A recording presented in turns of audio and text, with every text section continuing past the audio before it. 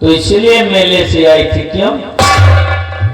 और मेले में कह रही थी कि स्वामी जी मेरा मन नहीं, गोदना वाला मूड खराब कर दिया। हाँ भाई, हमारे साथ तुम्हारा कहाँ मूड घटेगा, क्योंकि मूड तो तुम्हारा लगा है दुर्गा सिंह के साथ। तो कहाँ से हमारे साथ तुम्हारा मन लगे? नहीं, मन तो तुम्हारा दूसरे को आज का नहीं, तेरा प्रतिदिन का यही काम है। मेरे न रहने पर आता है वो कमीना दुर्गा से, और जिसे बुलाती हो तुम और प्यार करती हो उससे। अरे बच्चा, तेरा ये रूप है, आज असली रूप मेरे नजरों के सामने आ गया। कमीनी,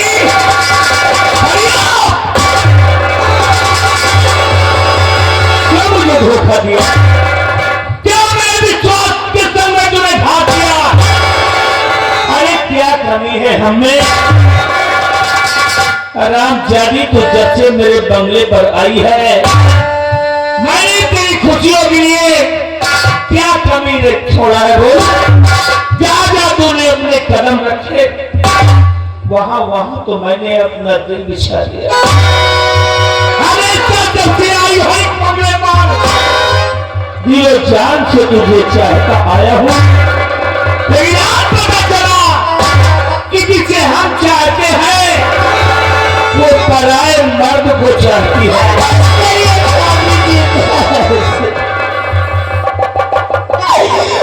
भगवान के वास्ते तुमसे कभी इतना बड़ा लांछन मत लगाइए।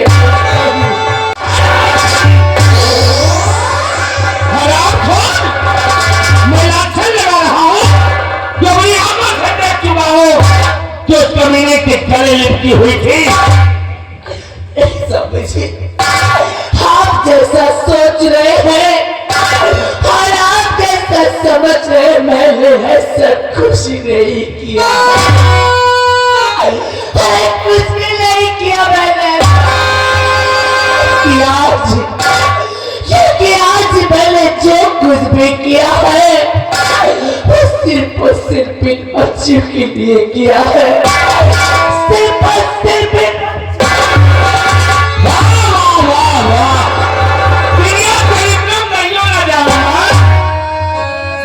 मुझे दुनिया से दिखा रही हो, कोई बहाना नहीं मिला तो अब इन बच्चों का बहाना बना लिया।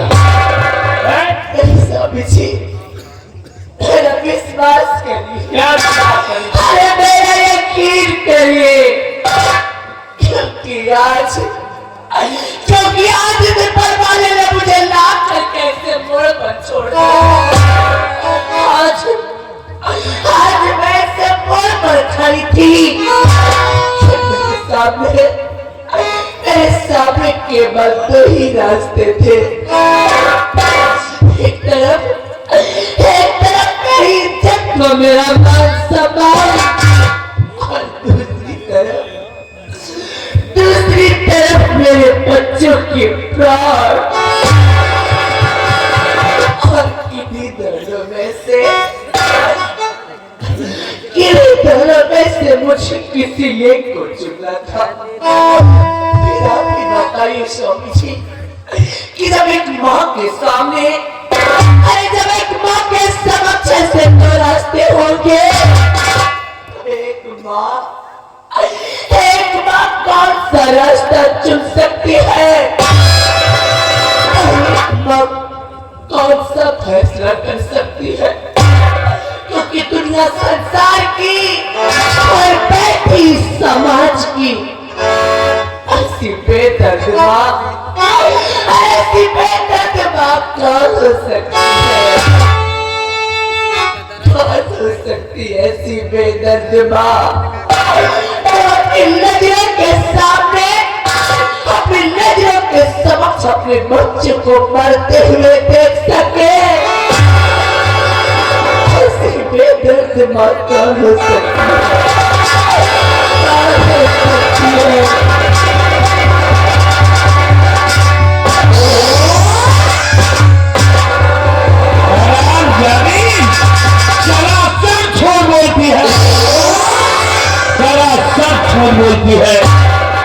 जो कि अपनी आंखों से देख चुके हैं हम, ये बच्चे चिल्ला रहे हैं और माँ बिल्कुल मगन है। अगर बच्चों को कर रही हो, लेकिन मैं तुम्हारी बातों पर नहीं आने वाला। अब तो मुझे सजा देकर ही रहूंगा। अरे क्या खड़ी हो? अगर चाहूं ना तो तेरे यहीं पर टुकड़े टुकड़े कर दूं, बाकी उड़ा करी, लेकिन मैं ऐसा करूंगा नहीं। क्योंकि अगर ऐसा कर दूंगा तो तुम मर जाएगी और मैं तुझको मरने नहीं दूंगा। जिंदगी तो जियोगी, लेकिन ऐसी जिंदगी जियोगी, ऐसी जिंदगी जियोगी कि तुम्हें खाना पानी नसीब नहीं होगा। ये जो बच्चे पड़े हुए हैं, तुम्हारा तो शरीर उबा ही गया नजर के सामने, और ये जो बच्चे पड़े हुए हैं ये भी मेरे बच्चे नहीं हैं। हाँ, ये भी मेरे बच्चे नहीं हैं। जायज औलाद मेरी नहीं हो सकती, क्योंकि आज जब दो बच्चों की मां होकर के तुम्हारा ये हाल है, दो बच्चों की मां होकर तुम्हारा ये हाल है। अरे तो इसके पहले तो ना जाने तूने क्या क्या किया होगा, कितने लोगों के साथ रात गुजारी होगी, कितने लोगों के साथ तूने बिस्तर गर्म किया होगा, कितने लोगों के साथ तूने अपना अंग मिलाया होगा। ये नारायण औलाद है, हमारी जायज औलाद नहीं। सुनो सजा, आप भलाई चाहती हो अपनी या इन बच्चों की, तो इन बच्चों को अपनी गोद में ले लो, उठा लो अपनी गोद में, हमारे बंगले को छोड़कर चली जाओ। क्योंकि मेरे माँ बाप ने ये पावन पवित्र रिश्ते में हमको तुमको जोड़ा था, आज उस रिश्ते को बिल्कुल खत्म करता है। हमारा तेरा कोई नाता, कोई रिश्ता, कोई संबंध नहीं है, सभी नाते रिश्ते संबंध यहीं पे खत्म। क्या खड़ी हो जा?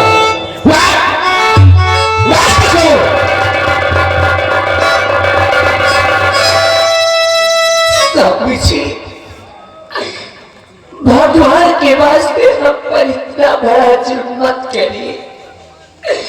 कहाँ जाओगे इन बच्चों को लेकर? कहाँ की दरवाजे की ठोकरें खाओगी? इतनी बड़ी दुनिया संसार में आपके सिवा हरे आपके अलावा मेरा है ही तो। कहाँ जाओगी मैं? कहाँ जाऊंगी मैं लेकर? ठोकर खाओ। मत करिए समझिए, मत करिए। हरामजादी कहीं की दरबारा ठोकर खाओगी, लोगों के सामने जाकर हाथ फैलाकर भीख मांगोगी, कोई भीख नहीं देगा तुम्हें, भूखे मरोगी, प्यासे तड़पोगी, तब बात तुम्हारी समझ में आ जाएगी। बच्चों को उठा लो, मैं कहता हूँ, मैं कहता हूँ उठा लो।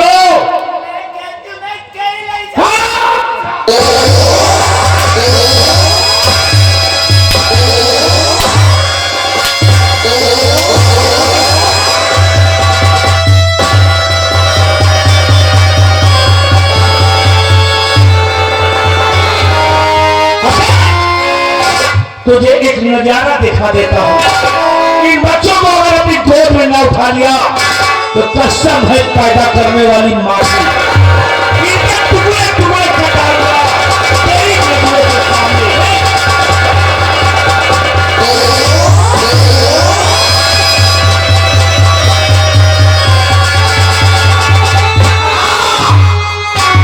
इससे ज्यादा हमारे क्रोध की ज्वाला और भड़क जाए, मेरी नजरों से और मेरे बंगले से चली जा, दूर हो जा।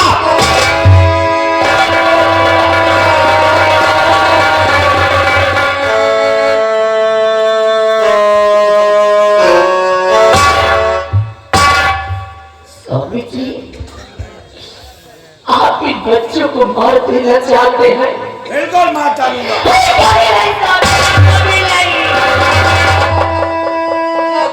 अगर आप चाहते हैं कि मैं आपके इस बंगले को छोड़ करके दूर कहीं चली जाऊं, दर की ठोकरें खाऊं, लोगों के सामने हाथ फैलाऊं, ठीक है स्वामी जी, मुझे दर की ठोकरें खाना तो मंजूर है, लेकिन मैं अपने जीते जी अपने बच्चे को खुश नहीं होने दूंगी, खुश नहीं होने दूंगी, खुश नहीं होने मेरे बंगले से।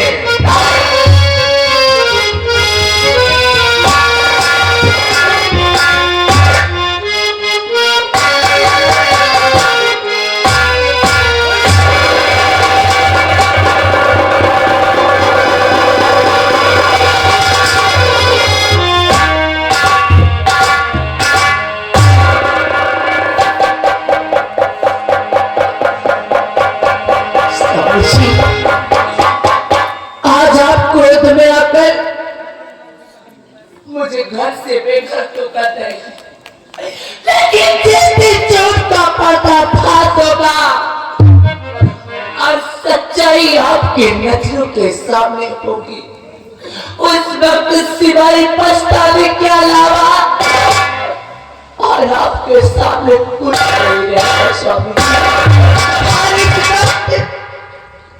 इस वक्त आप अपना सब कुछ खो चुके होंगे, सब कुछ खो चुके होंगे स्वामी जी।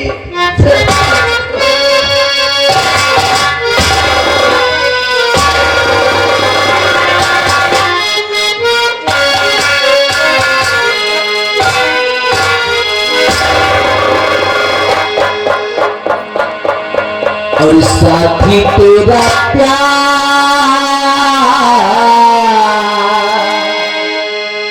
पूजा है, तेरे सिवा मेरा पूजा है, साथी तेरा प्यार पूजा है, तेरे सिवा मेरा पूजा है।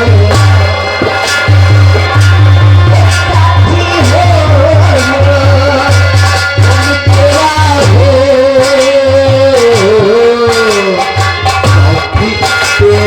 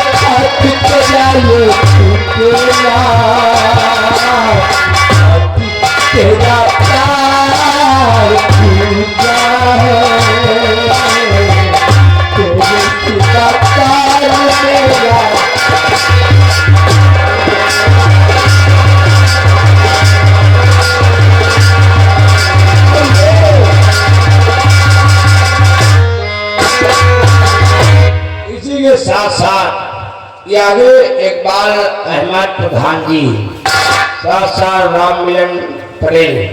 देखिए भाई साहब की तरफ से 100 रुपया का शानदार इनाम आ रहा है।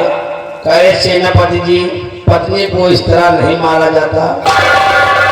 जो बच्चे हैं, कम से कम बच्चों के बारे में सोचिए, क्या करेंगे बच्चे। 100 रुपया इनाम पाने नहीं मारा जाता, क्योंकि इसे हम अपने आंखों की ज्योत समझते थे, और जो ज्योति आंखों से आंसू बनकर अगर जमीन पे टपक जाते हैं, दोबारा लौटकर आंखों में नहीं जाते हैं। ये बच्चेदान औरत है, और ऐसी बच्चेदान औरत के लिए सजा यही होनी चाहिए जो मैंने दिया है। हरामजादी को अब पता चलेगा जब भूखे प्यासे मरेगी। और इस शराब के दुर्गा सिंह, जो कि मेरे बंगले से भाग गया। दुर्गा सिंह, तुम कहां तक भागोगे? पाताल में चले जाओ या आकाश में, मैं तुम्हें नहीं छोड़ूंगा। नहीं छोड़ूंगा, नहीं छोड़ूंगा तुझे।